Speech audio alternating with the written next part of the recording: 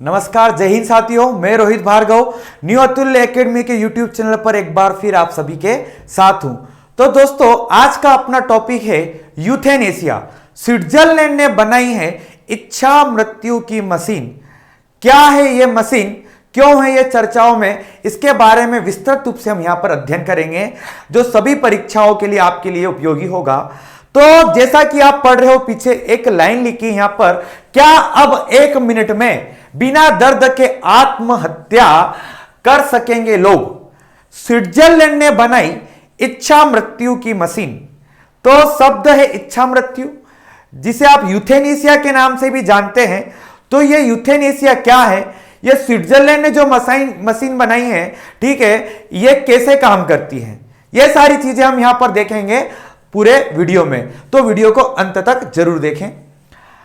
तो बात करते हैं हम यहां पर कि जो स्विट्जरलैंड ने मशीन बनाई है, ताबूत के आकार की दिख रही है आपको यहां पर, इसका नाम रखा गया है सार्को। ये लिखा है यहां पर, जिसे कि इसका नाम क्या है, सार्को।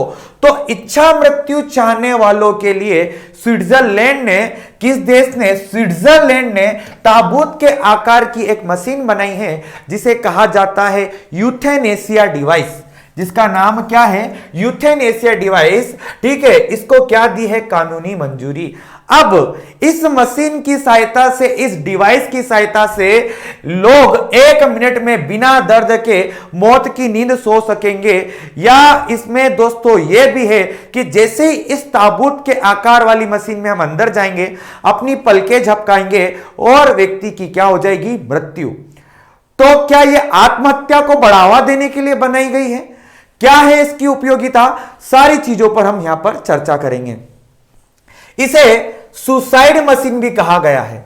इस सार्को को क्या कहा गया है, सुसाइड मशीन भी।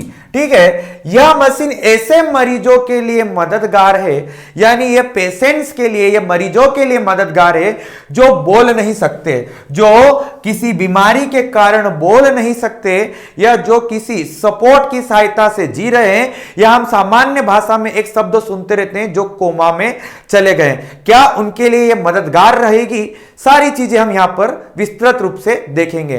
तो चीज समझ में आई आप लोगों को कि स्विट्जरलैंड ने बनाई है दोस्तों मशीन, जिसका नाम क्या है, सार्को। किस आकार की है, ताबूत के आकार की। इसके अंदर व्यक्ति जैसे जाएगा, अपनी पलकें झपकाएगा और उसकी क्या हो जाएगी, तुरंत मृत्यु हो जाएगी। तो कैसे काम करेगी, इसके लिए दोस्तों 2 फैक्टर यहां पर हम पढ़ेंगे आगे कि ये कैसे काम करेगी। तो इतनी चीजें आपको समझ आ गई होगी कि ये ताबूत के आकार की एक मशीन है, इसे स्विट्जरलैंड के देश ने बनाई है, स्विट्जरलैंड देश ने बनाई है, और इसका नाम क्या है, सार्को। क्या नाम है, सार्को। और ये ऐसे मरीजों के लिए है जो बोल नहीं पाते या कोमा जैसी स्थिति में चले गए हैं, उनके लिए ये उपयोगी सिद्ध हो सकती है। क्या ये हम आगे देखते हैं।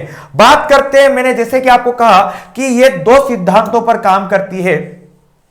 तो ये 2 सिद्धांत कैसे करेगी ये मशीन काम? 2 सिद्धांत है, हाइपोक्सिया और हाइपोकेनिया। क्या नाम है, हाइपोक्सिया और हाइपोकेनिया। हाइपोक्सिया में क्या होगा कि हाइपोक्सिया में व्यक्ति के जो ऊतक है, टिश्यू है, उसमें ऑक्सीजन की मात्रा कम होने लगेगी।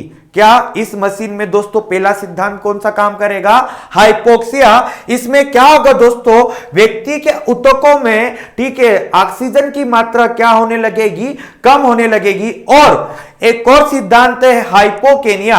हाइपोकेनिया में क्या होगा कि खून में, रक्त में कार्बन डाइऑक्साइड की मात्रा की कमी होने से, कार्बन डाइऑक्साइड की मात्रा में कमी होने से व्यक्ति की क्या हो जाएगी, मृत्यु। यानी यह मशीन 2 सिद्धांतों पर काम करेगी। एक का नाम है हाइपोक्सिया और दूसरे का नाम है हाइपोकेनिया।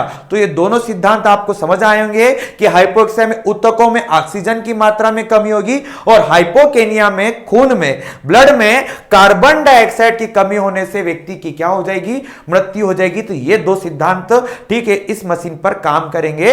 जैसे कि आप अभी मैंने आपको यहां पर बताई थी, ये रही वो मशीन जिसका नाम क्या है, सार्को। तो ये 2 सिद्धांतों पर काम करेगी, हाइपोक्सिया और हाइपोकेनिया।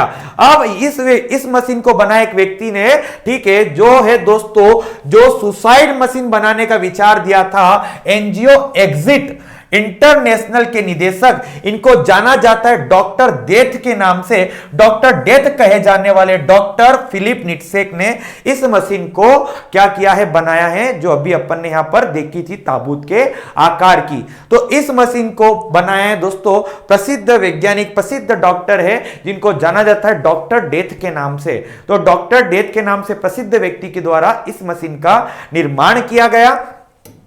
ठीक है, आगे देखेंगे कि इस मशीन का निर्माण कर दिया। सर आप बार बार यूथेनेशिया बोल रहे हो, आखिर ये यूथेनेशिया शब्द है क्या? यूथेनेशिया दोस्तों लैटिन भाषा का, ग्रीक भाषा का शब्द है।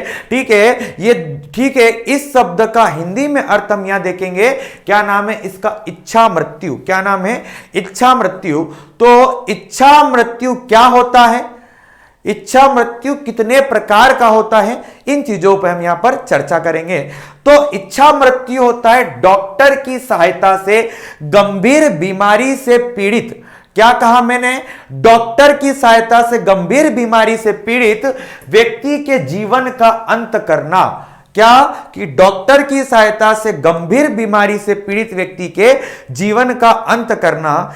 जैसे कि दोस्तों कुछ व्यक्ति या कुछ मरीज लाइफ सपोर्टिव सिस्टम की सहायता से जीते हैं, ठीक है, उनको हटा लेना। या व्यक्ति जो ऐसी बीमारी से पीड़ित है जिसका इलाज संभव नहीं है, ठीक है, उसका, उस व्यक्ति का क्या कर देना? अंत कर देना। किसकी सहायता से? डॉक्टर की सहायता से। तो यहां पर दोस्तों यूथेनेशिया, इच्छा मृत्यु, ठीक है, किसकी सहायता से बात कर रहा हूं मैं? डॉक्टर की सहायता से।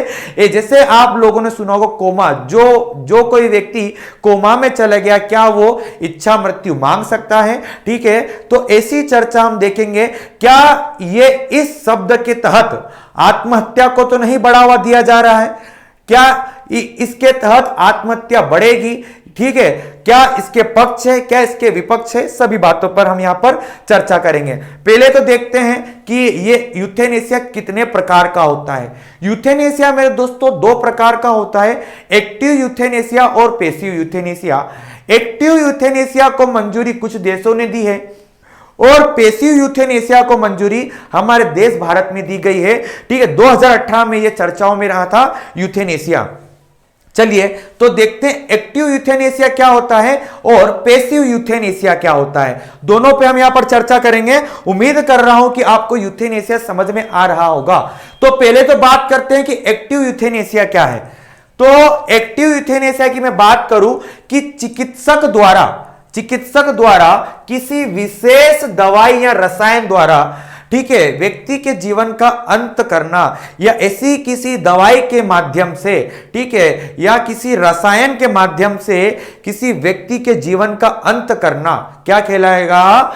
Active euthanasia. यानी दोस्तों डॉक्टर क्या करेंगे यहां पर? उस व्यक्ति को ऐसी दवाई देंगे या ऐसा रसायन देंगे जिससे उसकी क्या हो जाए? मृत्यु हो जाए। किस केस में हो रहा है ये? एक्टिव यूथेनेशिया में। ठीक है, समझ में आई बात? एक्टिव यूथेनेशिया में डॉक्टर उस व्यक्ति को किसी दवाई के माध्यम से या रसायन के माध्यम से, ठीक है, उसकी क्या कर रहे हैं? मृत्यु, या उसके जीवन का क्या कर रहे हैं? अंत। एक्टिव यूथेनेशिया में। और पैसिव यूथेनेशिया में क्या होता है कि जब व्यक्ति जी रहा है किसी सपोर्ट की सहायता से, ठीक है, जब व्यक्ति, ठीक है, जी रहा है या रोगी किसी लाइफ सपोर्ट सिस्टम की सहायता से वो जी रहा है कि जब तक ये लाइफ सपोर्ट सिस्टम उस व्यक्ति के साथ है या उससे जुड़ा है तब तक वो जीवित रहेगा। जैसे ही ये लाइफ सपोर्टिव सिस्टम हटा लिया जाएगा उस व्यक्ति की क्या हो जाएगी? मृत्यु हो जाएगी। समझ आ रही मेरी बात? एक्टिव में क्या कर रहा है? डॉक्टर उसको मार रहा है किसके द्वारा? रसायन के द्वारा या दवाई के द्वारा। जबकि पैसिव में क्या कर रहे हैं? जो व्यक्ति जीवित है, जिसके लिए जो लाइफ सपोर्टिव सिस्टम है उसके लिए, उसकी सहायता से जी रहा है, उसको क्या कर लिया जाएगा? हटा लिया जाएगा, तो उसकी क्या हो जाएगी? मृत्यु। भारत में दोस्तों एक्टिव यूथेनेशिया की परमिशन नहीं है, उसकी जगह कौन सा है? पैसिव यूथेनेशिया की परमिशन दी गई है। ठीक है, तो पैसिव यूथेनेशिया में व्यक्ति का जो लाइफ सपोर्टिव सिस्टम है, जिसकी सहायता से वो जी रहा है, ठीक है, उसको हटा लेंगे तो उस व्यक्ति की क्या हो जाएगी? मृत्यु हो जाएगी। और एक्टिव यूथेनेशिया में हम यहां पर, ठीक है, दवाई या रसायन के माध्यम से उसकी क्या कर देंगे? मृत्यु। बढ़ते हैं आगे। उम्मीद कर रहा हूं दोनों चीज आपको समझ में आ गई होगी, एक्टिव और पैसिव। आगे बात करूं अगर मैं कि यूथेनेशिया की बात कब से शुरू हो रही है, इतिहास की बात करूं, सबसे पहले मांग करी थी अमेरिका की महिला जिनका नाम है टेरी शियाओ। क्या नाम है?